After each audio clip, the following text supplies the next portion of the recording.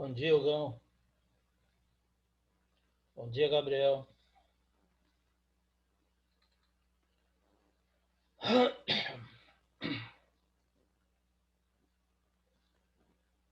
Bom dia, Lucas.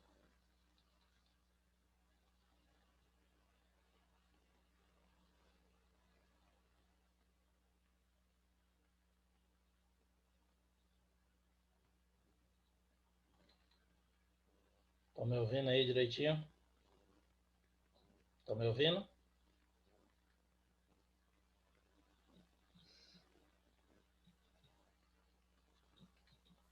Bom dia, professor. Bom dia, Gabriel.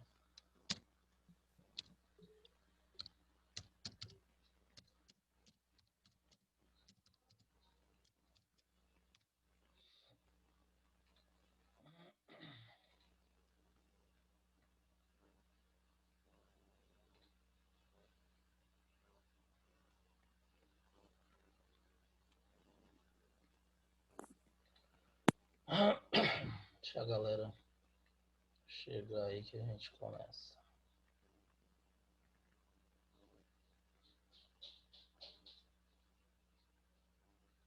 Ah.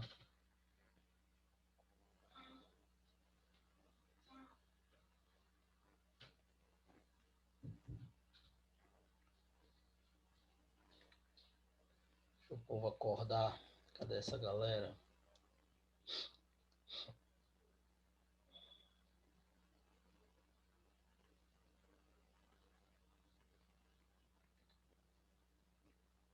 Dá mais um minutinho e aí a gente começa.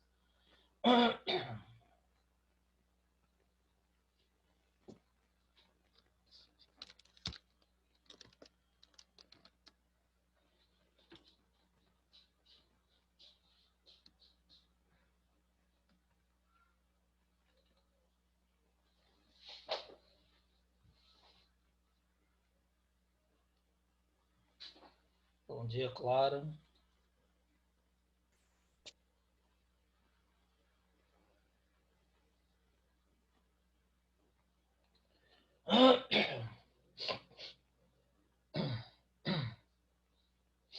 Bom, vamos lá. Começar, quem for chegando vai entrando aí. Meus queridos, bom dia a todos.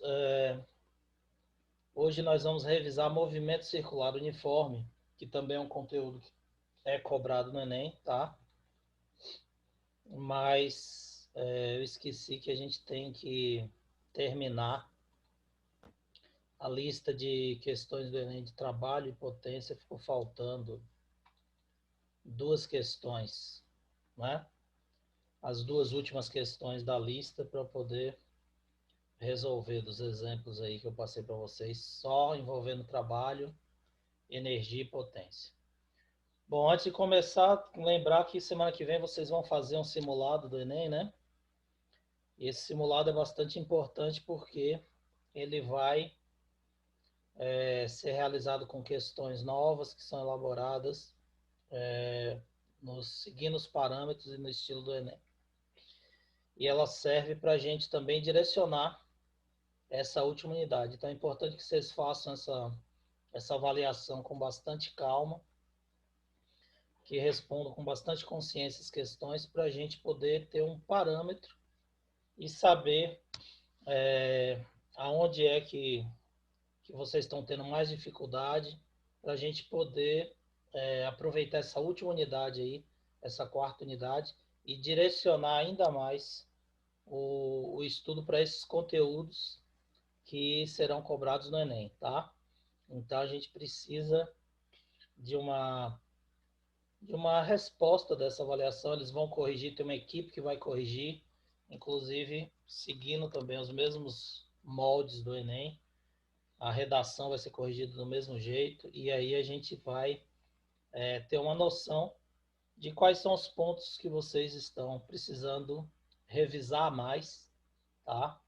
Para poder fazer aí a prova do Enem. Então, é importante que vocês façam essa prova semana que vem com bastante tranquilidade, com bastante seriedade, para a gente poder ter esse retorno e direcionar aí essa última unidade, tá? Então, terminando aqueles exemplos, aquela lista que eu passei para vocês com exemplos de questões de trabalho, energia e potência, faltou a nona questão, que a gente vai ver agora, e a 10ª, antes de revisar o movimento circular uniforme, tá? Separei uns exemplos para vocês também de questões de movimento circular uniforme, para no final dessa aula passar. E na aula de terça-feira, que se eu não me engano, o simulado de vocês vai ser quinta e sexta, né? Ou quarta e sexta, um negócio desse. Terça-feira nós temos aula. Então, nessa aula de terça, a gente vai revisar movimento ondulatório, que também é outro assunto bastante cobrado no Enem, tá? Então, hoje a gente faz movimento circular uniforme, a revisão e passa os exemplos. E na semana que vem a gente vai falar de movimento ondulatório, que também é cobrado no Enem bastante, tá? Então, veja bem, voltando aí a questão, aos exemplos de trabalho, a nona que faltou diz o seguinte: o número de cifras envolvidos quando lidamos com dados sobre produção e consumo de energia em nosso país são sempre muito grandes. Apenas no setor residencial, em um único dia, o consumo de energia elétrica é da ordem de 200 mil megawatts, tá? Então, mega é 1 milhão. Então, 200 mil vezes 1 milhão. São 200 bilhões de watts por hora, tá? O consumo. Para avaliar esse consumo, imagine uma situação em que o Brasil não dispusesse de hidroelétricas e estivesse a depender somente de termoelétricas, onde cada quilo de carvão, ao ser queimado, permite obter uma quantidade de energia da ordem de 10 quilowatts. 10 kWh. Bom, considerando que um caminhão transporta em média 10 toneladas de carvão, quantos caminhões de carvão seria necessário para abastecer a termoelétrica, tá? Num único dia, certo? Então, quantos caminhões por dia seriam necessários para abastecer uma termoelétrica de carvão, carregado de carvão? Então, vamos lá. A massa de carvão necessária para obter 200 mil megawatts de energia. 200 mil megawatts são 200 milhões de quilowatts. São 200 bilhões, tá? Mil é quilowatts. Então, mega, 1 milhão. Só fez inverter. 200 vezes 10 a 6 quilowatts, certo? Por regra de 3, a gente sabe que 1 quilo são 10 quilowatts. 1 quilo de carvão produz 10 quilowatts-hora. Se eu quero produzir 200 vezes 10 a 6 quilowatts-hora, quanto de carvão vou precisar? Qual a massa de carvão? Então, a regra de 3. 1 quilo está para 10, M está para 200 vezes 1 milhão, ou 200 milhões. A massa vai ser 200 dividido por 10, 20 vezes 10 a 6, tá? 20 vezes 10 a 6 são 20 milhões de quilos. 20 milhões de quilos, uma tonelada são 1.000 quilos, são 20 mil toneladas, certo? 20 mil toneladas é a quantidade de carvão necessária para a gente produzir 200 milhões de quilowatts-hora de energia numa termoelétrica. Agora que eu tenho a quantidade, é só a gente também, por outra regra de 3, ou apenas dividir pelo número de caminhões que vão transportar. Um caminhão são 10 toneladas, N caminhões ou X caminhões, 20 mil toneladas. Então vai dar 20 mil dividido por 10, 2 mil caminhões carregados de carvão para abastecer em um único dia para ter a produção de energia necessária para o consumo aqui do Brasil. Certo? Portanto, a resposta, letra D, seriam necessários 2 mil caminhões. Ok? Então, Ô, observe. professor, Pode falar. Pode falar, esse Gabriel. 10 a sexta foi da onde mesmo? Do mega. 200 mil megawatts. 1 mega é 1 vezes 10 a 6. É 1 milhão. Então, 200 vezes 1 milhão vezes 1.000. Ó. 1.000 virou quilo e o mega virou 10 a 6. Ele só fez inverter aí a ordem, tá? Obrigado. Nada. Todo mundo entendeu? Ah, professor, não usei nenhuma fórmula de física. Realmente não usou nenhuma fórmula de física. Fez por regra de 3. Tá? Então, tem uma boa parte das questões que você pode resolver por regra de 3, mas você precisa saber o conceito do que é diretamente proporcional a quê, para poder botar a regra de 3 correta e calcular, certo? Senão calcula errado. 10ª. O esquema abaixo mostra, em termos de potência, energia e tempo aproximadamente, o fluxo de energia a partir de uma certa quantidade de combustível vinda do tanque de gasolina em um carro que viaja a velocidade constante. Então você tem um carro, o tanque de combustível, 72 kW de energia, porém existe um suspiro no tanque, onde parte da gasolina é evaporada. Quando a gasolina aquece, ocorre uma dilatação dos gases e existe uma evaporação. Por isso que existe um suspiro para não explodir o tanque com aquecimento de temperatura. Então evapora 1 kW, certo? Significa o quê? Que 71 kW é que são jogados para o motor, porque 1 kW dos 72 evaporou. Dos 71 kW que são jogados para o motor a combustão, você sabe que toda queima, toda reação química gera um resíduo. Então, quando o combustível queima, vai ter um resíduo, que é o monóxido de carbono, dióxido de carbono e outros gases, que são lançados para o meio ambiente através do quê? Do escapamento. Então, essa quantidade de energia que é lançada é de 56,8 kW. Depois, o resto, 14,2 kW, são utilizados pelo motor. 2,2 kW vai para a luz, para o ventilador, para a bomba hidráulica, para a direção. E energia térmica que é produzida no aquecimento do motor de 3 kW, certo? Transmite para as rodas 9 kWh. Então vai ser 9 kW que vai ser transmitido para a roda, certo? Dos 14,2 que foi para o motor. Então aqui você tem uma representação esquemática do aproveitamento de energia, tá? De potência através da energia, que é a relação energia e tempo, no consumo do veículo, certo? Agora vamos para a pergunta. O esquema mostra que na queima da gasolina, no motor a combustão, uma parte considerável da energia é dissipada.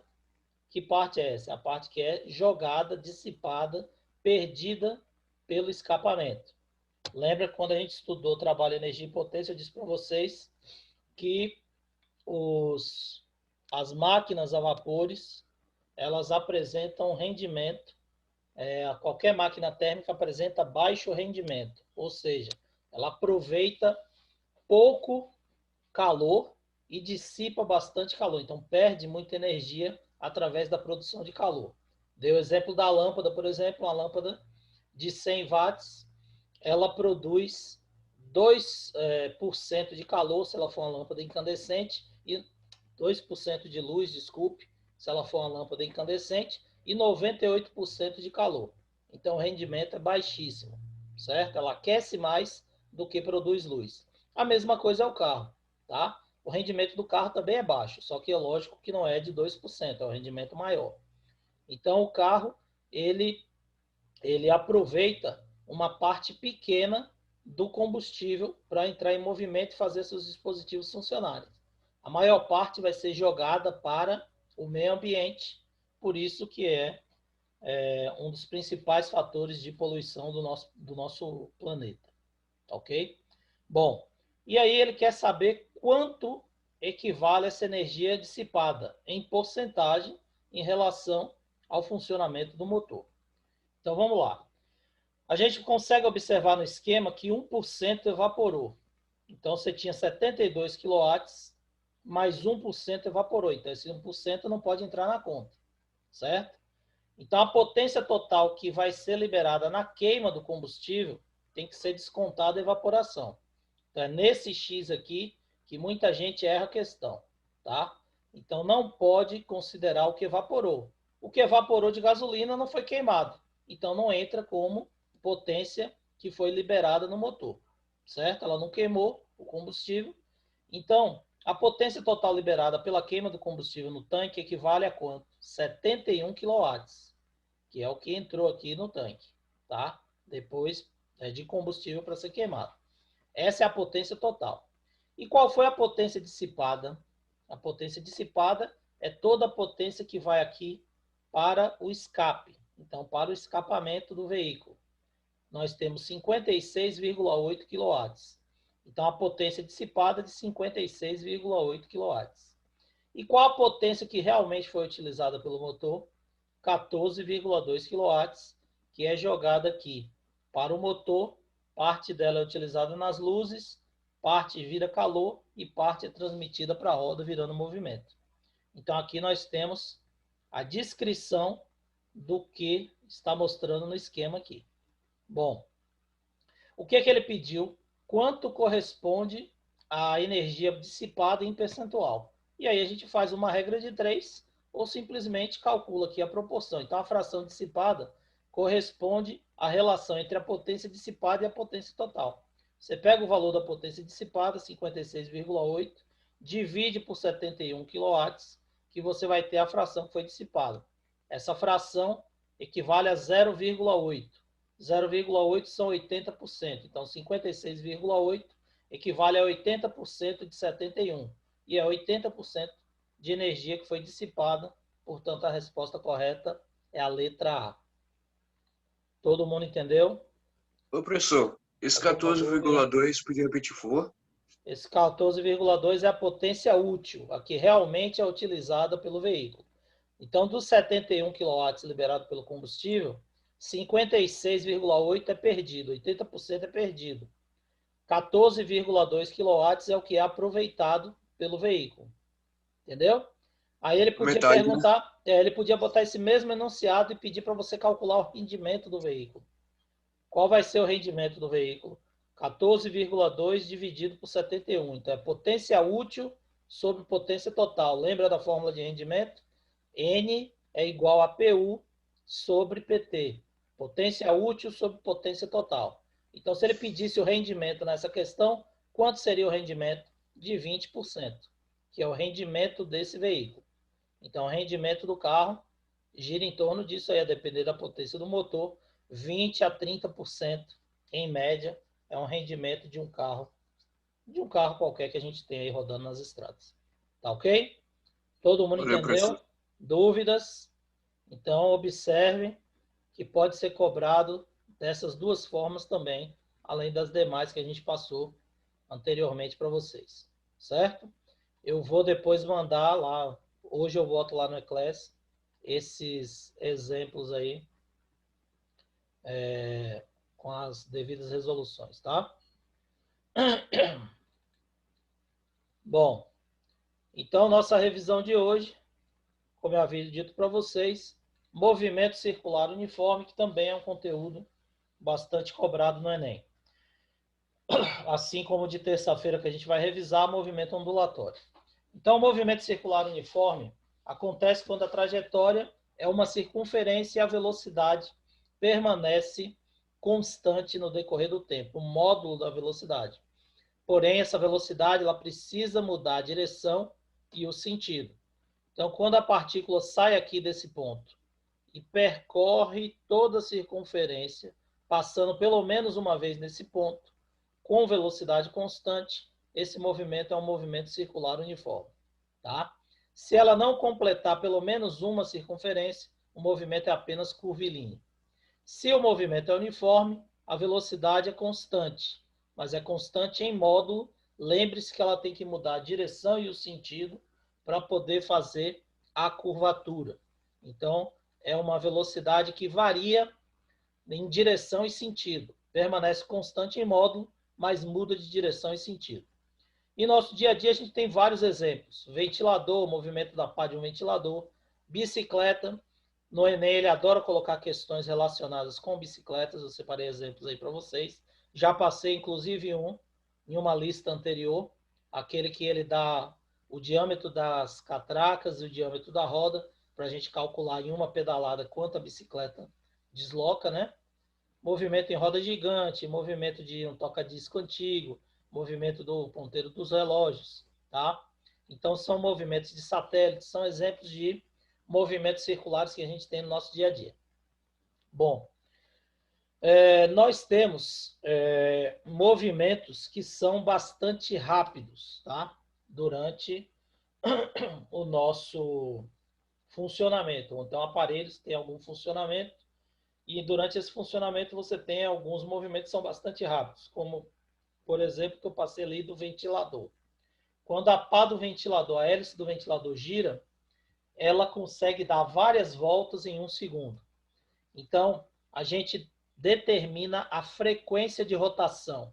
Frequência corresponde ao número de voltas que o móvel realiza a cada segundo, tá? Ou a cada minuto ou a cada hora. A gente usa por segundo porque é o padrão no SI. Então, frequência é número de voltas por segundo. Voltas por segundo é medida em hertz. Se for volta por minuto, é medida em RPM, rotação por minuto. Volta por hora é só volta por hora mesmo, rotação por hora, se você quiser. Mas é muito pouco usada, tá? É muito pouco usada. Então, a unidade que a gente vai usar é o hertz, que equivale a volta por segundo. Então, a gente calcula a frequência do movimento, tá? Então, a frequência do movimento, número de voltas por segundo, que equivale a hertz. E nós temos também o período, tá? O período é o tempo de uma volta completa. Então, quando a volta ela é realizada com velocidade pequena, a gente pode medir facilmente o período. Então, por exemplo, a roda gigante dando uma volta completa. Dá para você registrar quantos segundos gasta para realizar essa volta. Então, nós temos aí um período, tá? Que é o tempo gasto para realizar uma volta completa. Tá? Ou intervalo de tempo dividido pelo número de voltas, que vai dar o tempo de uma volta. No SI, a unidade é segundos. E o período, a gente sabe que é o inverso da frequência. Então, se ele gira muito, ele gasta pouco tempo para dar uma volta. Então, se a frequência é grande, o tempo de uma volta é pequeno. Se o tempo de uma volta é grande, o número de voltas que ele consegue dar por segundo é pequeno. Então, o período é inversamente proporcional à frequência. Se eu quiser calcular o período pela frequência, T é igual a 1 sobre F, ou vice-versa, F é igual a 1 sobre T. Estão lembrados, né? Bom, no movimento circular... Fala, galera, pode falar. Você disse que de uma isolade anterior, segundos, minutos e horas, eu não tinha entendido. É só que a frequência ela pode ser dada em número de voltas por segundo, por minuto ou por hora. Por segundo é hertz, por minuto é RPM e por hora é voltas por hora ou rotações por hora. Só que você não vai usar, o que você vai usar é por segundo, que é o hertz, tá? Ele pode até passar em RPM, mas aí você vai dividir por 60 para transformar em hertz, certo? Então, por exemplo, 3.600 RPMs. São 3.600 rotações por minuto. Você sabe que 1 minuto são 60 segundos. Você pega 3.600, divide por 60, você tem 60 Hz de frequência. 60 voltas por segundo, que é o que você vai utilizar no cálculo das questões. Tá bom? Valeu, professor. Sempre que ele passar em RPM, você divide por 60 e transforma em Hz. Bom, a velocidade angular é aquela velocidade medida quando a circunferência é realizada e você determina a variação angulatória. Então, você pega, quando ele descreve um percurso qualquer, ele percorreu uma distância na circunferência, mas ele também descreve um ângulo simultaneamente a essa distância percorrida. Então, a velocidade angular ômega é medida pela variação de ângulo pelo tempo. Então, você pode pegar numa volta completa, por exemplo, 360 graus. 360 graus dividido pelo tempo de uma volta completa, que é o período. Então, você pode pegar aqui, por exemplo, em uma volta, se ele deu uma volta em 10 segundos, 360 dividido por 10, 36 graus por segundo, tá? Então, 36 graus por segundo, em 10 segundos ele dá uma volta percorrendo os 360 graus, certo? Agora, é muito comum a gente utilizar uma unidade de medida que é o radiano. Radiano é uma unidade de medida determinada em função do ângulo e do raio de curvatura da circunferência. Cada π radiano equivale a um ângulo de 180 graus. Então, se você tem uma volta completa, a descrição, a variação de 360 graus vai corresponder a 2π radianos. Então, 2π radianos é o ângulo descrito numa volta completa, 360 graus, dividido pelo tempo de uma volta completa, que é o nosso período. Logo, a fórmula de velocidade angular vai ser ômega igual a 2π sobre t, que é o período. Como nós vimos anteriormente, o período é o inverso da frequência.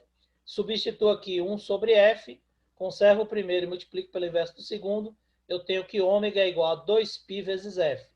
Então, a velocidade angular pode ser calculada 2π sobre período, 2π sobre t, ou ômega é igual a 2π vezes a frequência, que é 2π vezes f. É a fórmula da velocidade angular. Tá? E a velocidade linear, que é a velocidade tangencial, aquela que a gente já viu no movimento uniforme. Velocidade é igual a distância sobre tempo, ou variação de posição sobre tempo. O tempo de uma volta completa é o nosso período, a gente já sabe disso. E o ΔS? O ΔS equivale ao comprimento da circunferência. Comprimento da circunferência, vocês lembram lá de geometria, 2π vezes r. Então, a nossa velocidade linear ou escalar, ela vai ser dada por 2πr sobre t. 2πr sobre período. Ou, se você preferir usar a frequência, 2πr vezes f. Então, velocidade tangencial ou escalar vai ser 2πr sobre t ou 2πr vezes f. Certo? E a relação entre a angular e a linear? A única diferença entre a linear e a angular é justamente o raio. Então, se você isolar 2π e substituir na outra, você vai ver que V é igual a ômega vezes R. Então, a diferença da angular para a escalar é justamente o raio. Então, aqui a linear tem o raio, 2πr vezes F ou 2πr sobre T. Enquanto que a angular é 2π sobre T ou 2π vezes F. Então, se você acrescentar o R na angular, você tem a velocidade linear. V é igual a ômega vezes R. É uma equação também bastante utilizada na transmissão de movimento circular, quer seja por polia, por corrente, por correias, tá? Isso também vai ser importante para vocês. Então, o que a gente precisa saber aí? Fórmula de frequência de período, a relação entre o período e a frequência, a fórmula da velocidade angular e a velocidade, a relação entre a velocidade angular e a linear, certo? A fórmula de velocidade linear, a gente já sabe que é variação de distância sobre tempo, 2πr sobre t. Vocês já aprenderam em movimento uniforme, certo? Bom, então o que a gente viu, que a gente precisa saber do movimento circular, diferenciar movimento periódico, você sabe que aquele é ocorrido no mesmo período, frequência e período, o que é a velocidade angular e qual a relação de período e frequência com a velocidade angular, característica do movimento uniforme que a gente falou, a equação que a gente já viu, né, que a velocidade de um ponto no movimento circular é constante em módulo, mas ela muda de direção e sentido, certo? Então, basicamente, é esse aí o conteúdo que vocês têm que saber de movimento circular uniforme. Lembraram? Dúvidas?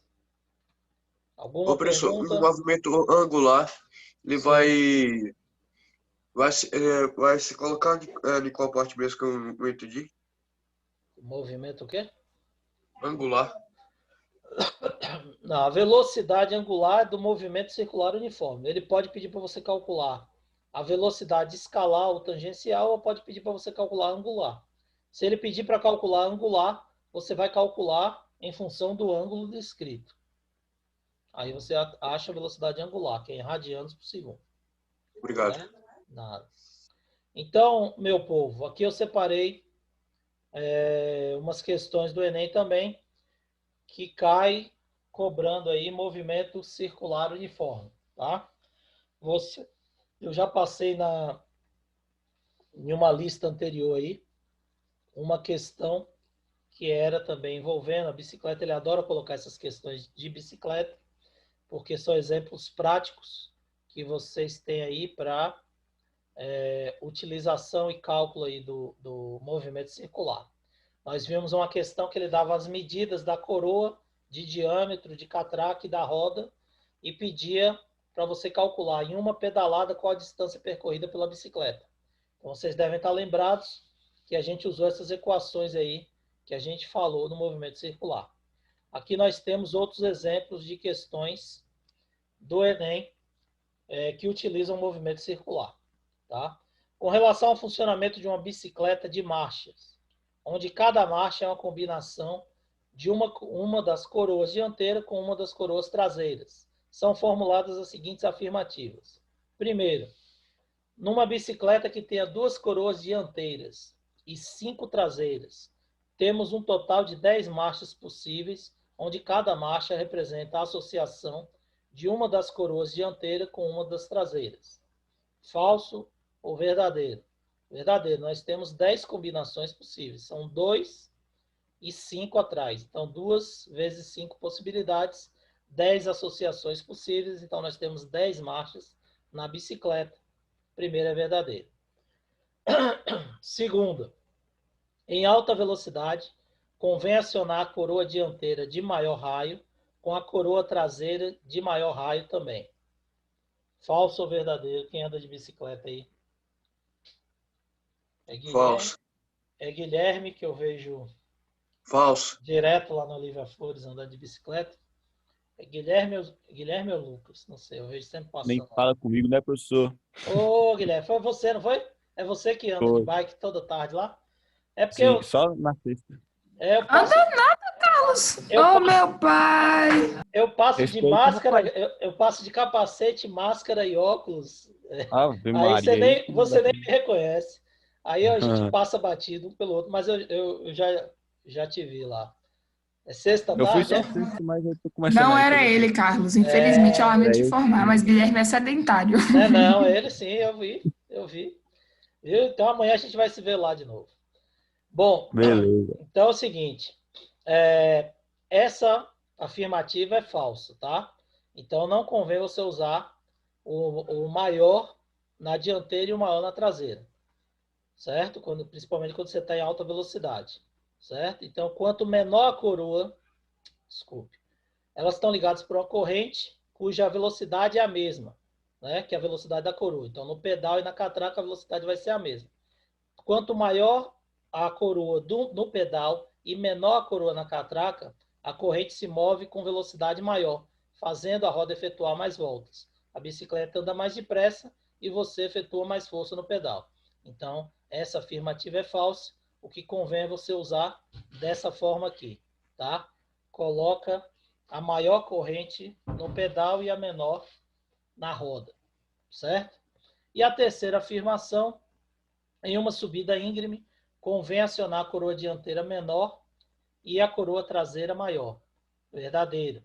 Que aí você vai facilitar, porque quando a menor do pedal, quando a menor coroa no pedal e a maior coroa na roda, a corrente ela se move com velocidade menor, fazendo você efetuar menos voltas. Então você vai girar menos e a bicicleta vai andar mais devagar, mas em compensação você vai efetuar menos força e aí você vai conseguir subir sem se cansar bastante. Portanto, a 1 e a 3 são verdadeiras. Resposta correta, letra A. Certo? Beleza? Bom. Segundo, as bicicletas possuem, observa aí, ó.